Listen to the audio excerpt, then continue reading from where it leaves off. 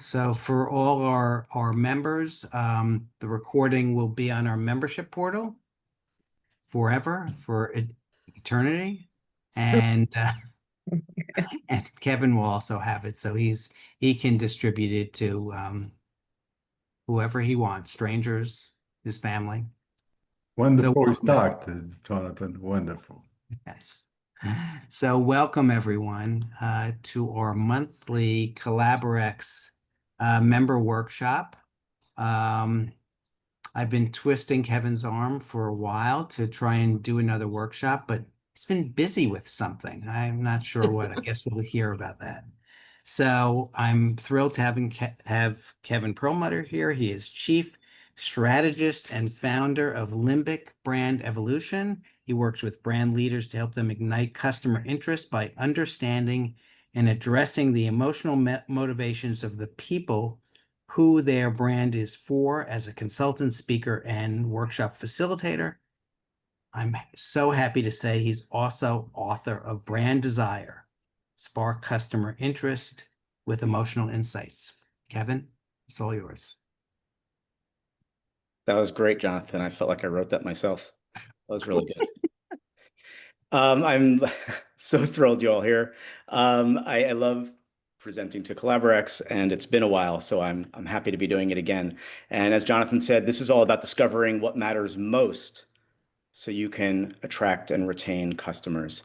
And the first point I want to make is that this idea of how do people want to feel is the most important question and idea that I'm going to share with you today. And understanding how people want to feel is where your mind should be at all times. And we're going to come back to that throughout this discussion. What I'd like to ask you to do and to put some ideas in the chat that Jonathan will share with me, or if you want to shout them out, that might get out of hand, but try it.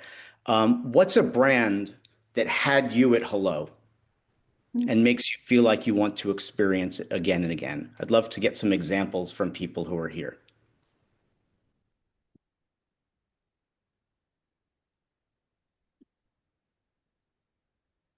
I need some brands. Come on, think of something. Jonathan, what are we getting in the chat? Oh, I have a brand, but I wasn't sure how to spell it. I just say it. I only need to hear it. I'm not sure even how to pronounce it. Viore. Why Uh, do you love that brand? What is it about that brand that had you at hello and keeps you coming back for more? I was trying on, and I'm gonna pull it up here, trying on, I was looking for another jacket, kind of a to wear, before I play tennis or stuff. And I was looking at the inside, and on the inside, they sewed in a label. And the label said, and I took a picture of it, happiness is the real rich, health is the real wealth, kindness is the real cool. I said, I don't care how much this jacket costs. I'm buying it. They got you. They got you with their values. They got you because it spoke to you, because it connected with you, and you're like, I got to be part of this experience. Wow. What's another brand that's been mentioned in the chat? Who said it and what? Well, I'm looking at the bottom, Warby Parker. Warby Parker. Who said Warby Parker? Lee. Lee, tell me about Warby Parker. Well, I came across them at a time when glasses were expensive, or still are, and the idea that they would give to somebody else with each purchase, and the footprint that they were in was on a side street or, an odd shop. So I just felt that I was paying for the glasses, not for the presentation. Excellent. And you still use Warby Parker glasses, I'm assuming? I've actually shifted beyond them. They are coming a little more mainstream. So they had you at hello, but then they did not keep you coming back for more. What changed that for you? Well, just the availability of alternatives. And, Okay. I still shopped them initially, but, it was not enough to keep me. All right. That's important to know. I mean, that happens with a lot of brands and a lot of experiences. They need to figure out ways to keep you. What's one or two more, Jonathan? Okay, let's see. Susanna loves Wegmans. Oh, so do I. Tell me, Wait, Stan, why wait, Wegmans? and she wears her Skechers when she goes to I Wegmans. You do. put two. All right, you've got to answer for both, Susanna. So Wegmans is not very close to me, but I will travel for Wegmans. They have literally anything I can think of in terms of eating or even just to have a little bit of decor. They have everything and anything I can think of, but their prices are not outrageous. It's not as outrageous as like King's or Whole Foods. Is that those are crazy prices. I don't even go. I go to Whole Foods to use their restroom, but I actually make purchases with Wegmans because they really have everything I want. It's always, always, always a great quality, and it's just like they do everything right all the time.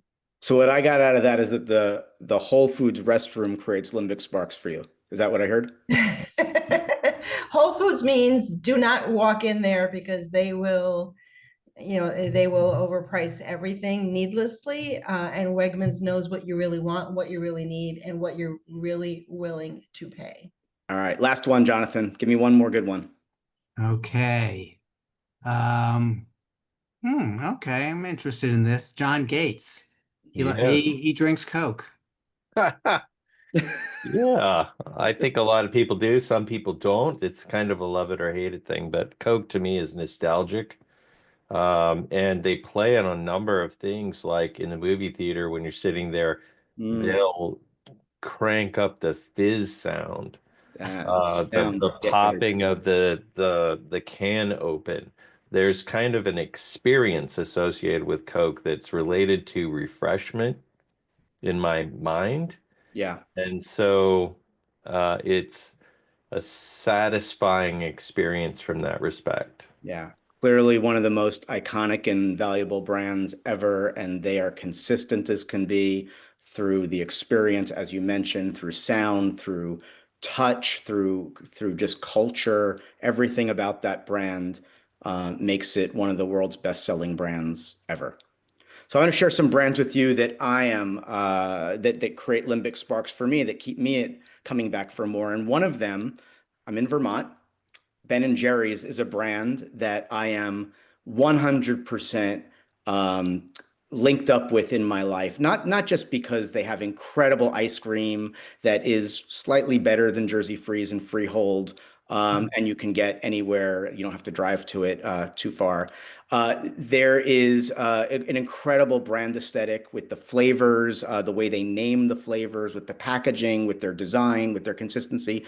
But most important for me, this is a company that has stood the test of the time with their values, the way they support environmental causes, the way they support social justice, and the way they've remained consistent, even though they were purchased by a large packaged goods company. So that's one brand that, based on their values, is a super important brand in my life. Another one is Lemonade Insurance, a brand that not many people have heard of, but it's up and coming. I found out about Lemonade Insurance when my daughter moved into New York City and she needed to get insurance for her cat. They have pet insurance that's very affordable. It's also a brand, it's an online only brand. It has an interface that is completely automated. You're not dealing with a human at all. And in most cases, with brands these days, when you're not dealing with a human, the humanity of the experience is being degraded. But it's actually quite the opposite with this brand. They have beautiful imagery, very simple, very clean. Their tone of voice, the way they talk on their website directly to you, it feels like they're speaking to you. When you start giving information about your pet, my daughter put the name of her pet into the system, and everything came back referring to the pet by name. And then they use behavioral science incredibly well. At the very end, when you're waiting for that moment where they reveal to you what the fee is, what the annual cost of insurance is, the cringe moment where you're hoping that it's not too much and they want you to stay with them. There's this moment when the cursor is blinking on the screen, and you know that it's just they're adding wait time because this thing happens instantly in their system. But they're adding time, and the cursor is blinking on the screen, and all of a sudden there's a whole bunch of jumbled letters on the screen, and then it backspaces, and somebody writes, "Sorry, my cat just ran across the keyboard."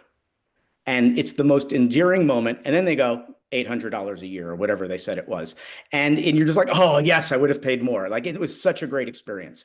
One other brand that gets me and has had me for nearly my entire life is Porsche. I remember when I was in high school, um, there is no substitute is a line that grabbed me, created limbic sparks for me decades before limbic sparks was a term that anyone was using. And it just had me at hello. And for years and years and years, all I could think about was Porsche. And I had the opportunity about it's now 15 years ago, to buy a used car from the period when I was in high school, a used Porsche. It hardly cost anything compared to its original value, but it's been with me ever since. And it's just like an amazing brand that had me at hello. And it's that line that drew me in. There is no substitute. And it created that interest that has lasted a lifetime, which is something that I feel really connected to. The thing is, and Maya Angelou said it best, people will forget what you said, they'll forget what you did, but they will never forget how you made them feel.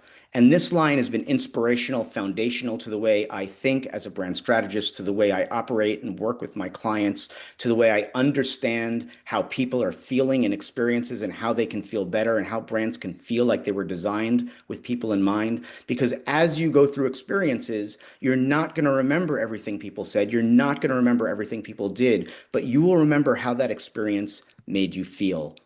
And prioritizing how people want to feel creates what I call limbic sparks. And in the work that I do, rooted around limbic sparks brand strategy, is I'm understanding not just the motivations of a brand, but the motivations of its customers and the people who they want to reach. And what we're finding is that natural intersection, that moment when limbic sparks are created. And limbic sparks, as I define it, are what you feel when your emotional motivation meets brand desire. That could come from a tagline that creates interest. That could come from an experience you have with a human being in that relationship. That could come from an online experience that doesn't feel dehumanized at all. In fact, it feels completely crafted for what you're there to achieve. Limbic Sparks brand strategy is the non-traditional approach to brand strategy that puts emotional insight at the center of how you attract and retain customers. And that's the difference between Limbic Sparks brand strategy and traditional brand strategy. It prioritizes emotional insight. And I'm going to talk for a bit about where that's happening and where that's not happening. But first, why focus on emotional insights? Well, we heard that quote from Maya Angelou, very formative for me, very inspiring to me, created a lot of things. But is it enough for a wonderful writer to say something and for it to be true? The fact is that emotional insights are a deep understanding of our underlying emotions that drive our decisions and behaviors. And those are our motivations. If you could understand emotional insights, you're understanding people's emotional motivations, and the emotional motivations drive the way people feel and think. And behavioral scientists will tell you that we gravitate toward the things that make us feel good. It's called approach avoidance theory. And what it means is that when we are in a situation that makes us feel good, when we're in a situation that causes us to have positive feelings, we gravitate toward it. We want it in our life. We bring it in closer. We're actually open. We smile. We engage in the conversation. But think about a moment where something hit you the wrong way, where a customer service person treated you poorly, where you got a spam email that wasted your time, when you're on hold for a customer experience, for a customer service call, and it's not going the way you want. Think about how that experience makes you feel and how you're just ready to leave. You don't want to go back. You don't want to be part of that again. This is all scientific. This is all behavioral, and it's instinctive to us. So as brand leaders and business leaders, we want to help people feel good so they gravitate toward our business and what we have to offer.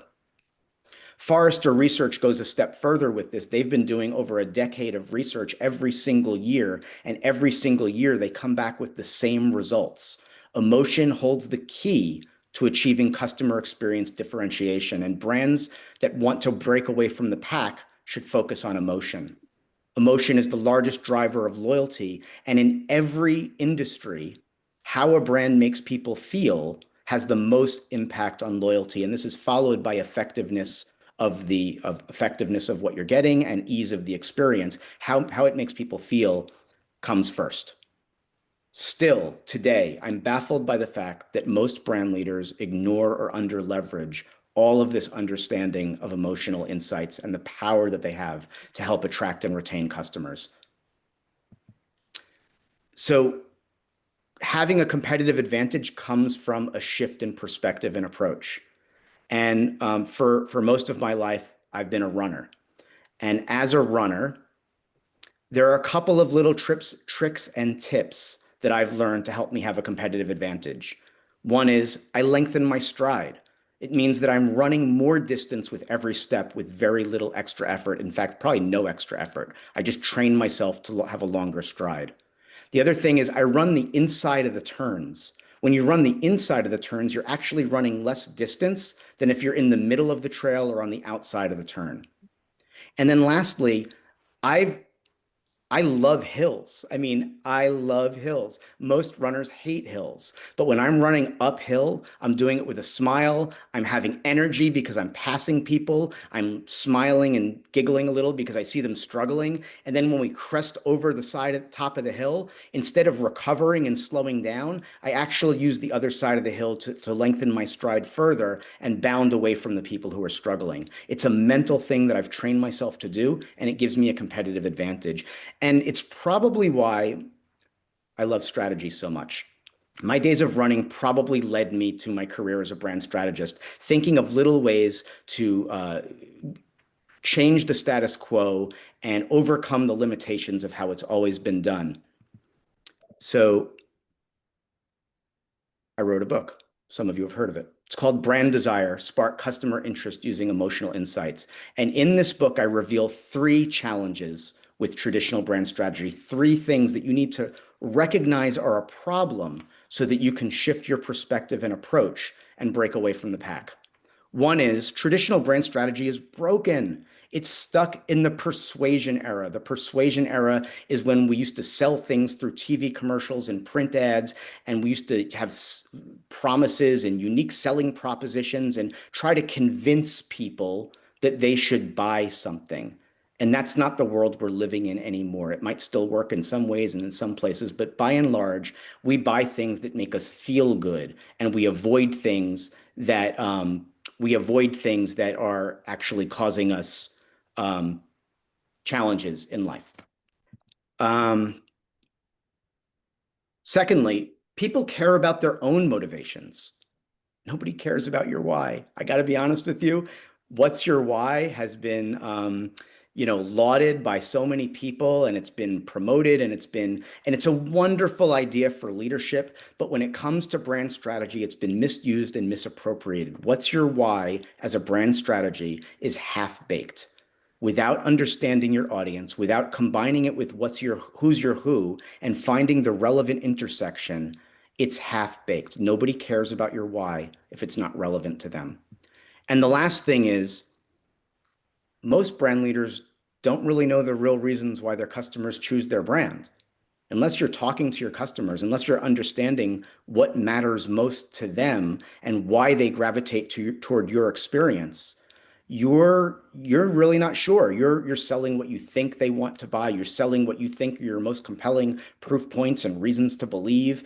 But if you're not talking with them, you're missing the mark. And in my work with clients, I talk with my clients and the stakeholders involved on their side, and I talk with their customers. I always talk with their customers. If I don't have access to their customers in some way, shape, or form, I don't do the work. I don't get involved because it would be a half-baked brand strategy. And what I figured out, what I've seen consistently working with dozens of clients, is that they don't know why their customers are choosing them. And every time I hear from their customers, it's much more emotionally driven, how it makes them feel versus anything else.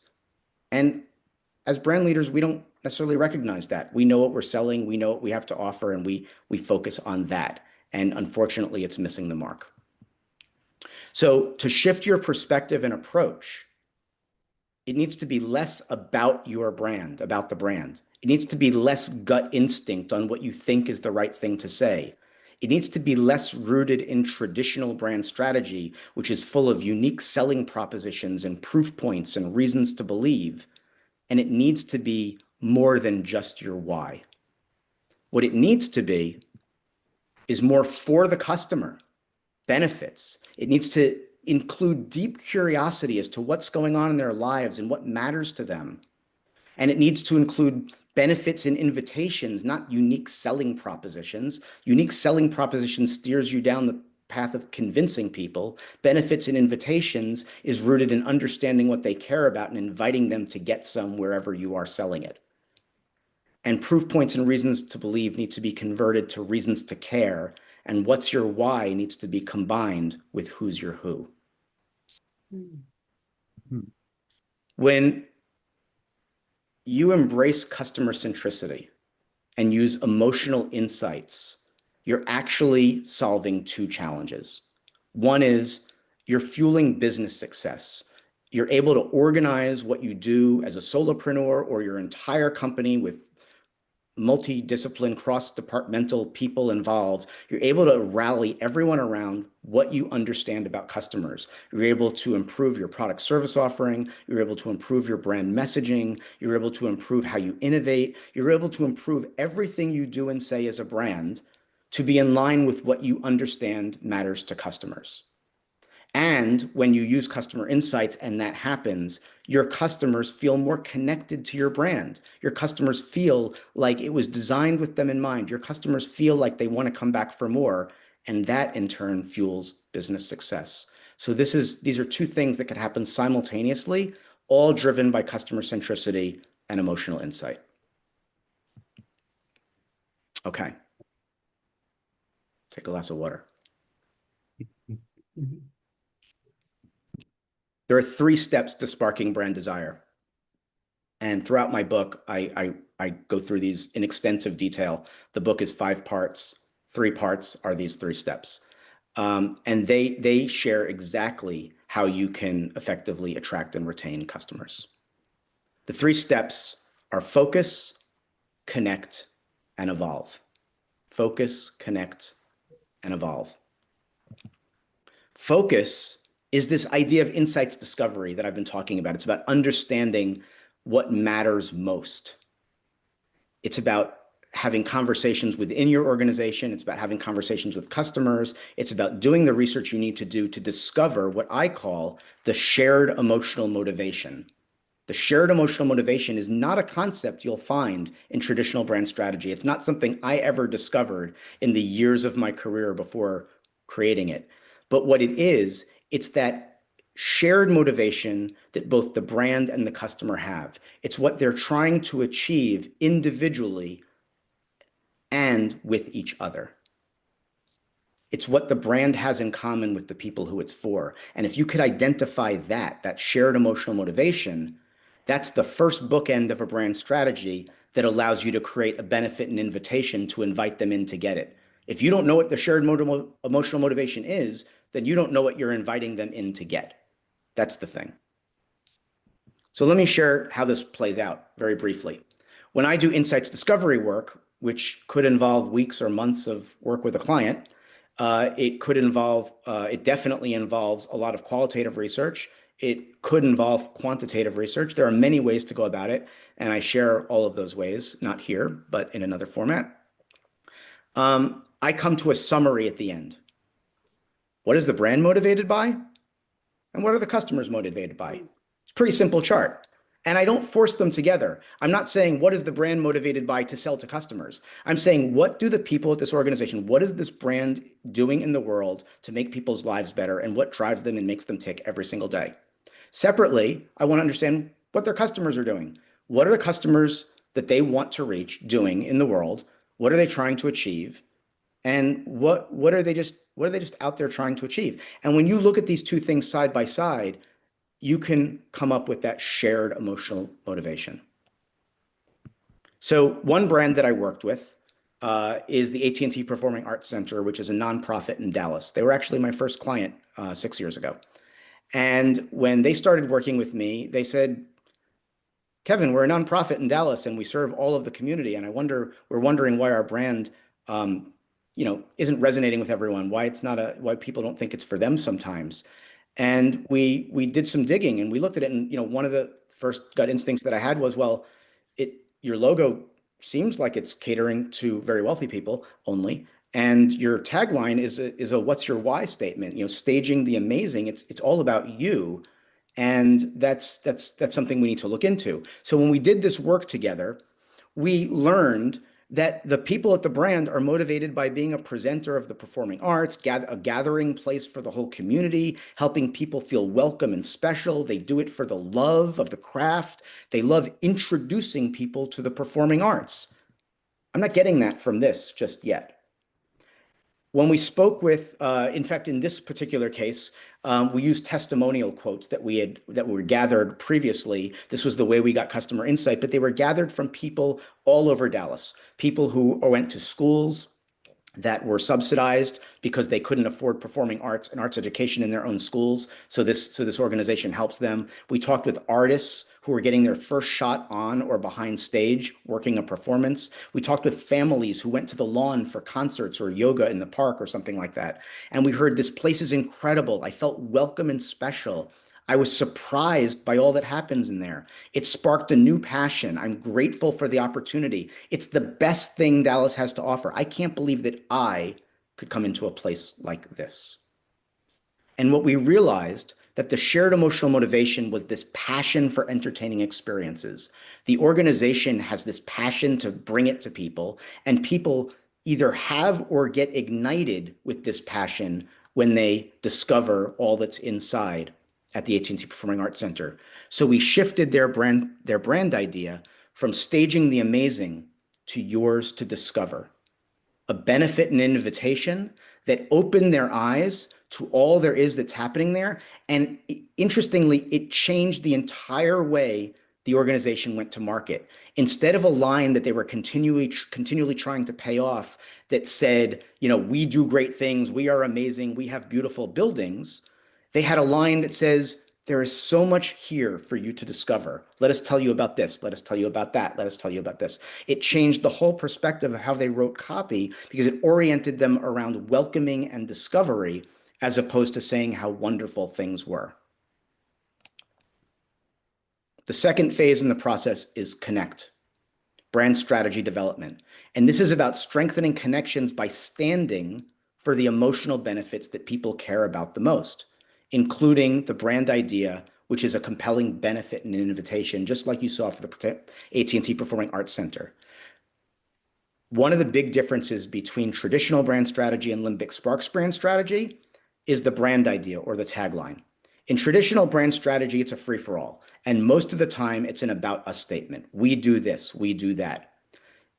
In order for it to qualify, to make it as a Limbic Sparks brand idea, in order for it to be presented by me to any client I'm working with and for it to be considered as an option, it needs to be a compelling benefit and invitation. It can't be an about us statement.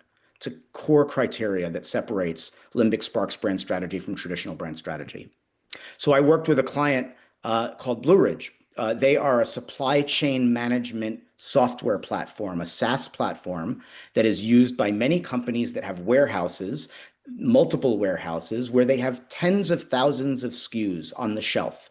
It could be anything from massively large air conditioning, heating, and ventilation systems to O-rings, to little whatevers, valves, whatever. It could be anything across any industry. And their customers are the supply chain managers, the people who are on the hook to predict accurate inventory levels at all time. Because if they're wrong, one of two things are going to happen. They either have too much on the shelf and they've tied up a lot of cash flow in stuff that's not moving. So it could be millions of dollars worth of inventory that they don't need sitting on shelves, or they're out of stock on something and they can't sell it when they need it, or the person who's coming to pick it up to install it somewhere can't do the job because the part is out of stock. So in working with this client, I spoke with a dozen or more of their customers. I reviewed and analyzed 78 reviews on a website where they were rated, where they have a 4.7 out of 5 rating. And we looked at the sentiment analysis. We looked at what it is people were saying to understand what was driving the high rate of the high ratings for this company. And one of the insights that we heard summarized so much. One of the clients said to me, one of their clients, one of their customers said to me, you know, before Blue Ridge, I was the guy who always got in trouble at work for being wrong. Someone was always mad at me. But since Blue Ridge, I'm the person who they come to for the accurate answers. We help them go from being the person in trouble to the hero who helped them make sure that they were spending the right money on inventory levels. And we shifted from generic to emotionally motivating, from we put you at the center of supply chain success to be supply chain invincible. Be supply chain invincible is their brand idea. It's their benefit and invitation that they're offering because they actually make this happen for people. When talking with my clients about whether or not this was the appropriate line, I had the evidence from speaking with their customers and analyzing their reviews to say, this is what you're doing for people. This is how you are making people feel. And if you let other people know that they can feel this way, you will be attracting and retaining more customers.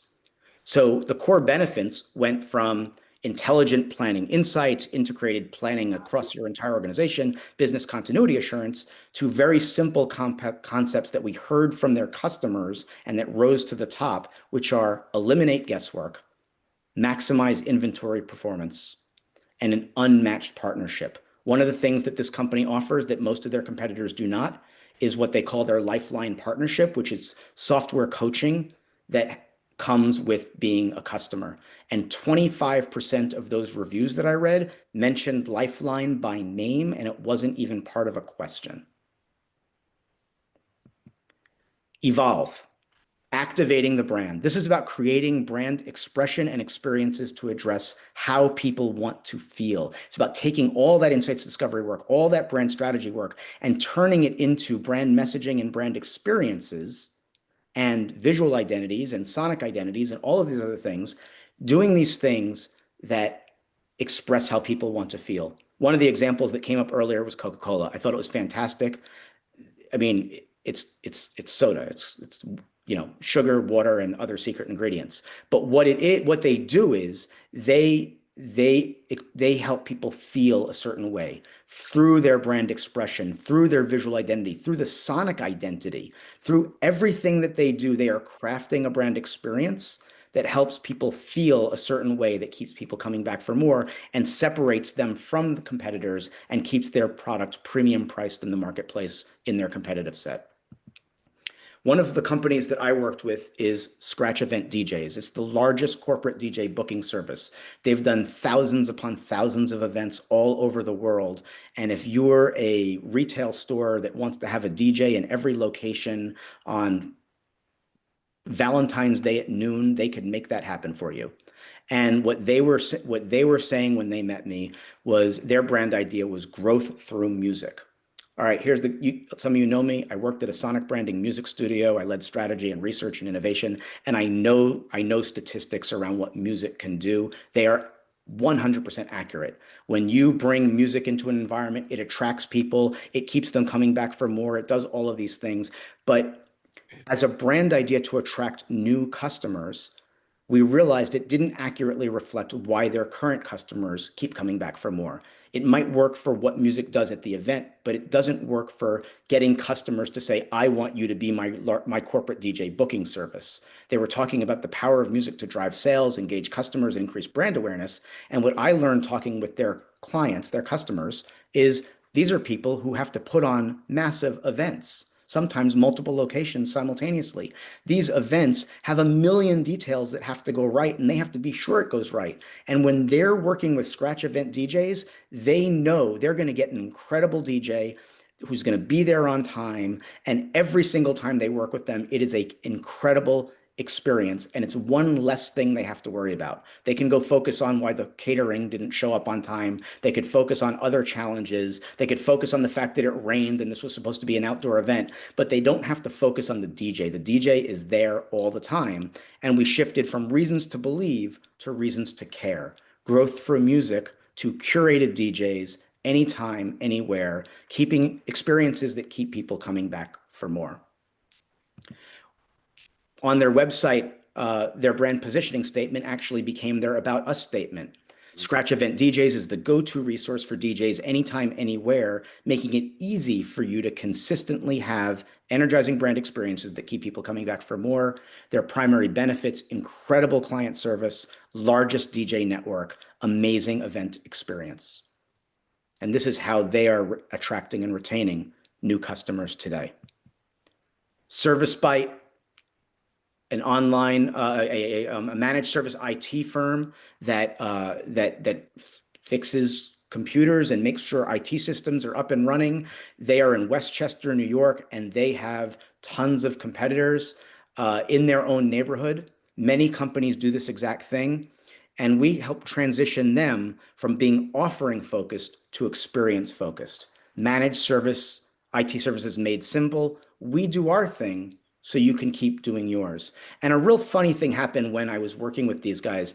I was working with, we did the brand strategy and the messaging, and I brought in a designer to help refresh their visual identity. And I also brought in someone who can build their website, and we created their whole website. And he said to me, he actually coded the website, built the website on WordPress, but me and my designer wrote and designed the website. And he said to me, what? First of all, we prioritize these benefits. We prioritize the always-on help desk, easy to reach, experienced technicians, responsive, 100% accommodating, proactive IT strategies. And he said to me, you know, it's really odd, Kevin, we're building this website, and I'm realizing that for most websites I build for a small business, the services are on the homepage, but your homepage has all this other stuff about easy to reach and accommodating and all this other stuff. Why is that? And I said, well, if I was going to a managed service IT website, I would expect the kinds of tech support services that they're offering. What I might not expect is the experience that they create for their clients, how accommodating they are, how easy to reach they are, how you can schedule on your own terms, how they proactively help you future-proof, monitor, and protect your business. These are all things that are differentiating for this company. We proved it to be true speaking with their customers, and we know that there are other customers who want to achieve this kind of experience when dealing with something that actually they don't want to deal with at all, which is IT problems. You want a company that's going to be there for you and help you. We do our thing so you can keep doing yours. So when you evolve your brand with emotional insights, you're actually more in tune with the needs and feelings of others. You're more aware of how your brand makes people's lives better, and your brand is felt to be more helpful, compelling, and desirable. This is emotional intelligence. This is applying emotional intelligence, which is traditionally spoken about between people as between brands and people. You create limbic sparks by infusing your brand with emotional intelligence, the insights and the desire to help people in the way that they want to be helped. Okay, I said a whole lot of stuff. There's a book with 75,000 words in it that explains it all in huge amounts of detail. But you're thinking, I'm not ready for a really big brand evolution. You know, how do I apply this to my work every single day?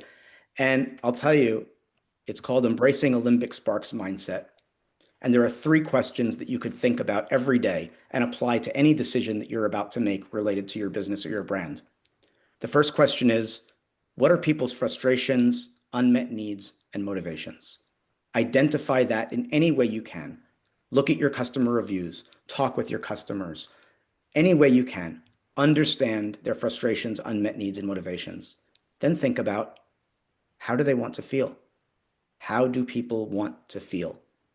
Let the answer to that be your guide to what your brand should say and do to make their life better. Help them feel the way they want to feel, and they're going to keep coming back for more. That's what embracing a limbic sparks mindset is all about. Whether you go through the entire process in a robust way, or you just take a piece of paper like this and pin it to your desk and look at it and remember to answer these 3 questions every single day. So one of the cool things that happened over the last month or so was getting 11 people to endorse my book. so that these quotes could be on the back cover and the inside flap. And it's now in production. I think sometimes next week I'm getting a box of books on my doorstep and I'm shaking. I can't wait. One of the things that was said by Dominic Prince Barley, who's the head of brand at Google, and this quote is on the back of the book. This book shines a light on one of the most powerful and most overlooked principles in marketing. Only if you truly understand what moves people and their behavior can you be a builder of great brands and businesses. So thank you for this. If you want to learn more about the book, you can go to branddesirebook.com. You all are invited to talk with me anytime. You know how to reach me. I would love to have a conversation. And Jonathan, I am open to any questions that anyone has for the next 15 minutes. Yes. I'll let you So, navigate that, whether it comes through verbally or through the chat. so if you have a question, the easiest is raise your hand, either literally or, okay, Francisco. Now, Kevin, it was spectacular. Your presentation, very inspiring. Love it. Thank I you. have a question for you. In the other side, why there are some brands that seem to be hated by everybody, and so and I can give you examples, and one of the examples I can give you was Xerox. Xerox, everybody that had to do with Xerox hate them. So, in spite of being a good product, but the attitude was lousy. Another one is nowadays is AT&T. So not the Performing Arts Center, I understand. So, Yes. those are companies that seem to be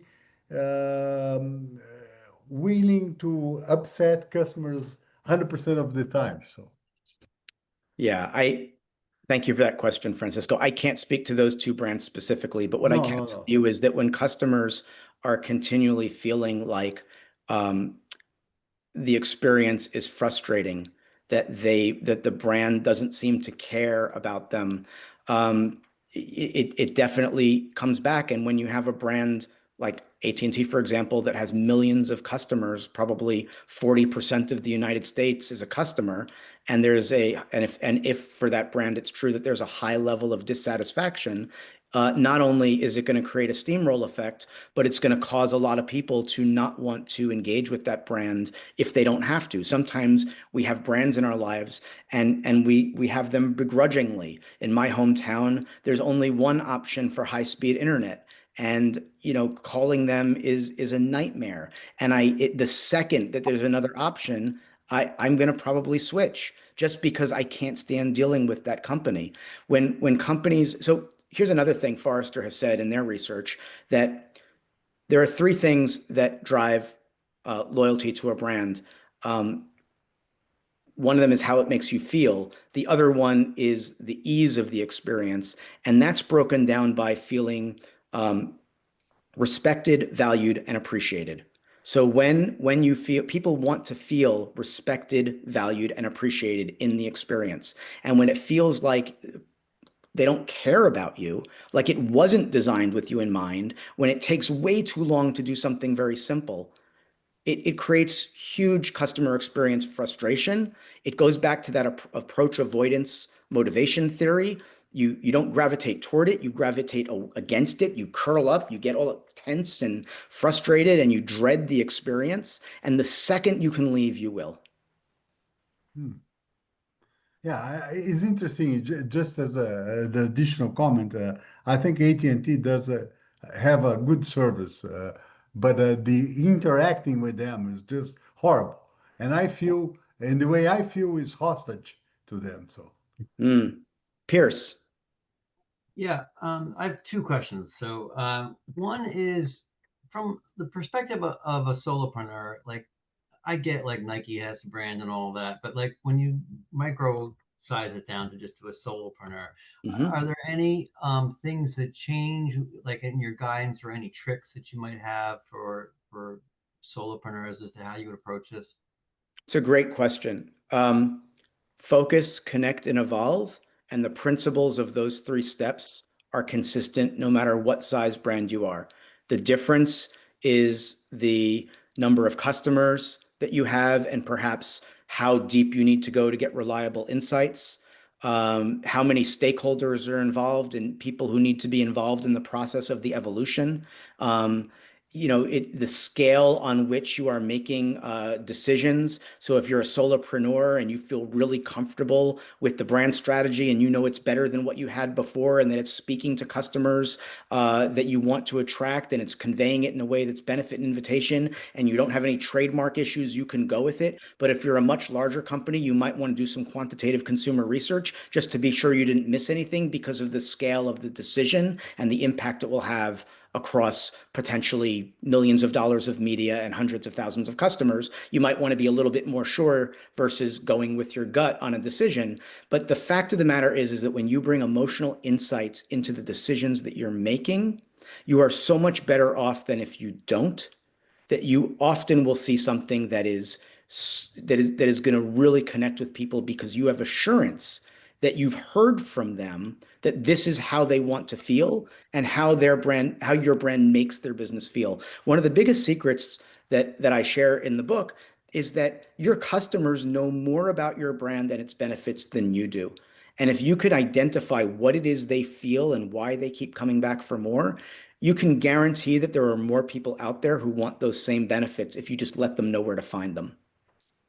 And just to follow up to that is, Yeah, what's like, do you think you can reach out directly to them and like does your book have the questions you might ask in that absolutely. kind of discovery? Yeah.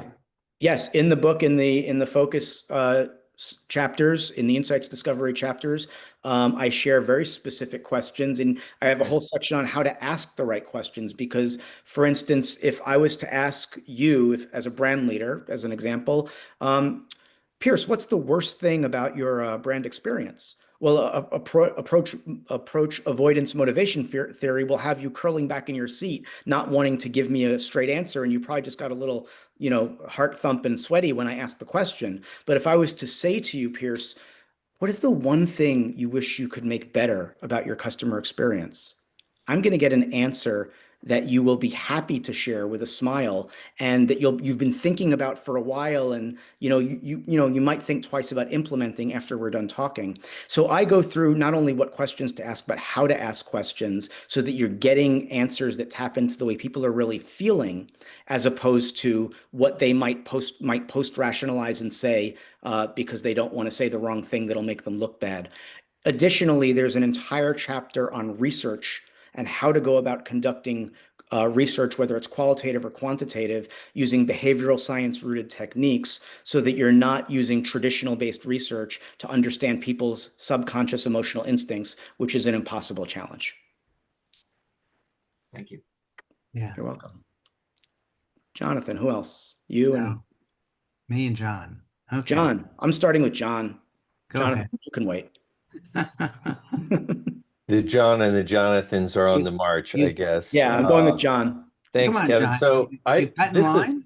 Okay. this has been really insightful because I'm launching a new product line right now that has a lot of emotions attached to it. And so I think I'm tapping into that, but I'm also thinking about like how this could apply not just to marketing and brand, but to sales. So I'm like Pierce, I'm a solopreneur and a coach, and I have a new program I'm launching that is filled with anxiety and fear and, all that. So I was thinking about in that first conversation, asking questions like, how do you feel now? And how do you want to feel when you have finished this transformation? Hmm. And then why do you feel that my program is right for you? Or something like that. Like, is this pushing the right limbic sparks? Am I using this to help identify what it is they want to buy? Maybe it's how they want to feel instead of the Yeah. process. Absolutely, it's rooted to how people want to feel. And one of the things that I often do when launching something new or starting a new project is I set up meetings with my informal advisors. I will get people together one at a time, do individual interviews, just like I would do for my clients with their Mhm. customers, and I'll ask questions like, what is it about working with me that feels different than working with other people? What is it that you get from me that you haven't seen with people who do similar things that I do? If you were to describe what I do, how would you describe it back to me? If you were going to recommend me to one of your friends, what would you say to them to convince them that they should give me a call? These are the kinds of questions we can ask to understand if what we're doing has the right inputs to them. And it's always good to test it out on people who know you well, because as I said, it's the people who know you well who can best articulate what it is you do better than everyone else. And they're probably going to come at it in a way that you haven't thought of. Very helpful, Kevin. And I'm going to do that. Go to my current I'm customers happy and to ask chat if them you'd these like. questions. So thank you so much. Oh, you're welcome. Jonathan, I think you're up. Okay, thanks. The way that the way that I summarize this in my mind is show that you care.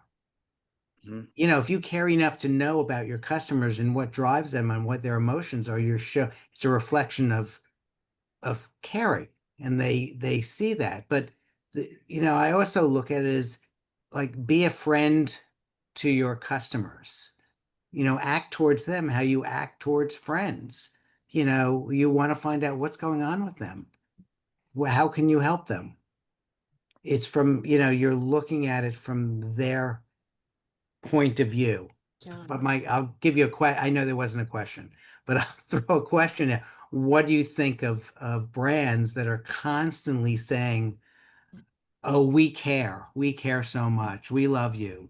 Uh, do you think it comes across as persuasion I, versus? Yeah.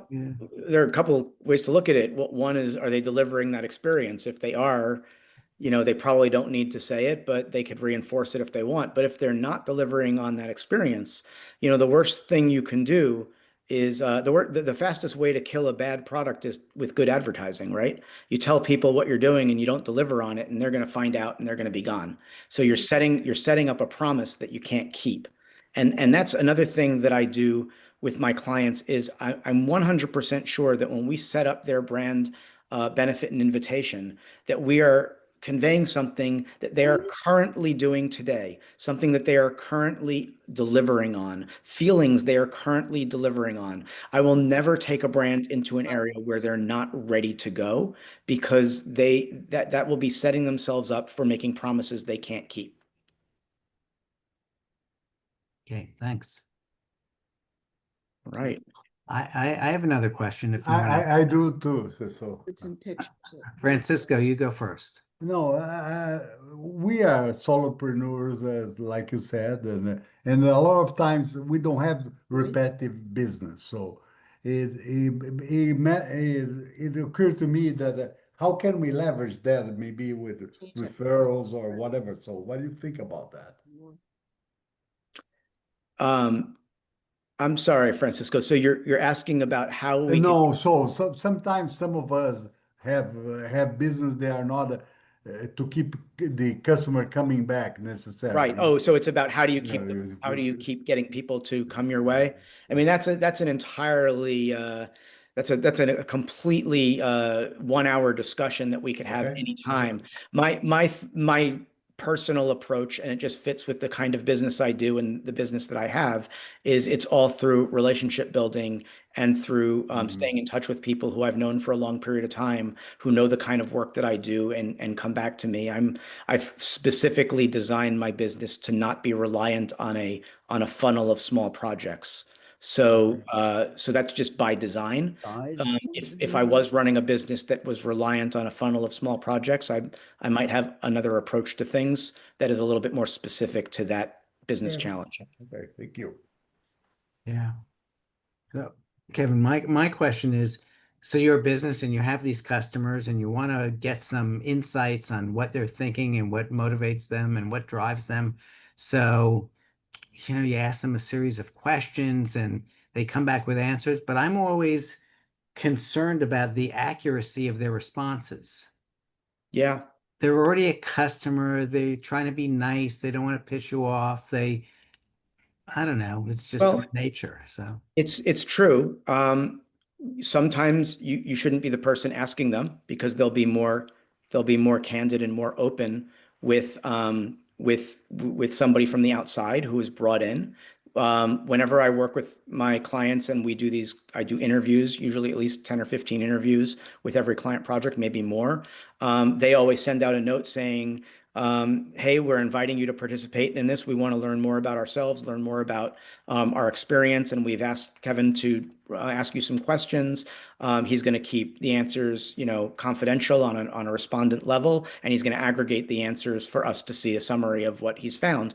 And I always reinforce that I'm never going to reveal exactly what someone said, but every once in a while, I get someone and they're like, huh, I'm having real problems with this company. And sometimes I'll break in and I'll say, I've promised that I would keep this confidential, but do you want me to relay this to them and that it came from you? And sometimes they'll say yes, and sometimes they'll say no. But I do think it's important to get independent responses from people, to get responses from people using independent means and with questions that allow them to express both the positive and the negative of what they're experiencing. Okay, thanks. Well, it's 1 o'clock now, and I just have one more question. How can people order your book? Oh, well, there's so many ways, but the best way is if you go to branddesirebook.com, you will see all kinds of details on what's inside and multiple options for how to purchase it. It's on sale at Amazon. It's on sale at my publisher, where there's a discount code, 25% off, free shipping, and a free ebook that comes out in the United States 20 days before the rest of it. So branddesirebook.com will share everything there is to know. Thank you. Good question, right? I loved it. Yeah, okay. Oh, and also, if you all don't mind, please go to Amazon, go to my book, and go to my author page and click follow if you don't mind. It takes 3 seconds. And the more followers I have on Amazon, I don't know, something good happens, but I was told to get more followers. Okay. Thank you. We'll do it. Thank you so much. Thank you, I can Kevin, stick so around if much. anybody wants to stick around. And I thank you all for being here. Thank you. It was great. Kevin, thank you. It was Really loved it. awesome. So awesome. So Thank you. awesome. I knew it. You Thank knew you. it. You've been waiting so long, I've Kisnik. been waiting. Thank you. Okay. All right, bye. Excellent. Bye. That was really good, Kevin. That was really good, Kevin. Oh, thank you. That's And- wonderful. Jonathan, Yes. meet Lori, my publicist. Jonathan, Lori. meet Emily, who's working for me this summer. Hi, this Hello, is nice so to meet both of good. you. Oh my gosh. I've Well, been Kevin, thank you Lori. thinking so much for about inviting me. every brand I use and don't use and why now. Yeah, you have to think now it's in your mind. Now, when you have an experience, you're going to be like, oh, Kevin said that doesn't create limbic sparks. Literally, Lori, I was like writing a list as you were talking about different brands and like why they made me come back and why they didn't. So got us thinking. And I was Yeah. thinking about why we are working together, what you said about relationships. It's Absolutely. all about relationships. Absolutely. And people sending Lori, me slinkies. you know, Lori, I had a variety of options, but you created Yes. limbic sparks for me, and that's why we're working together. Yay. And I didn't even need my magic wand. No, you didn't.